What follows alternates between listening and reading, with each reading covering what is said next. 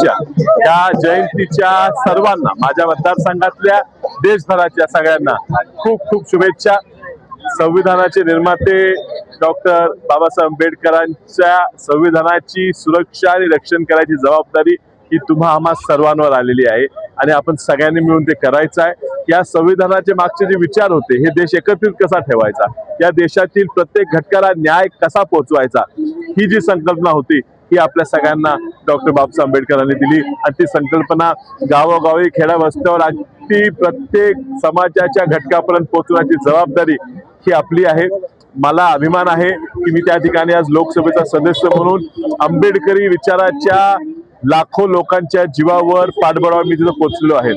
Doctor बाबासाहेबांचे नातू बाळासाहेब आंबेडकर साहेबांनी मला त्या ठिकाणी पाठिंबा दिला, म्हणून माझा हा विजय शक्य झाला, हे कधी विसरून चालणार नाही। आणि ही आपली सगळ्यांची जबाबदारी आहे संरक्षण करायचं ह्या संविधानाचं, आणि संविधानाची मुळं ही कधी विसरायची नाहीत। आणि म्हणून आजच्या दिवसाच्या सगळ्यांना ह्या जयंतीच्या खूप खूप शुभेच्छा देतो। या ठिकाणी सांगलीत नव्यानं या ठिकाणी डॉक्टर बाबासाहेब आंबेडकरांच्या पुतळ्याचं आगमन या ठिकाणी करून या ठिकाणी त्यांचं पुतळा बसवण्यात आलेला आहे। अत्यंत सुरेख या ठिकाणी पुतळा व तो परिसर, हा बदल जो झालेला आहे चांगला बदल झालेला आहे। जे जे संयोजक ज्या ज्या लोकांनी यात हातभार लावला त्या सगळ्यांचे मी मनापासून आभार मानतो। तुमच्या सगळ्यांचं अभिनंदन करू। पुन्हा एकदा तुम्हाला सगळ्यांना शुभेच्छा।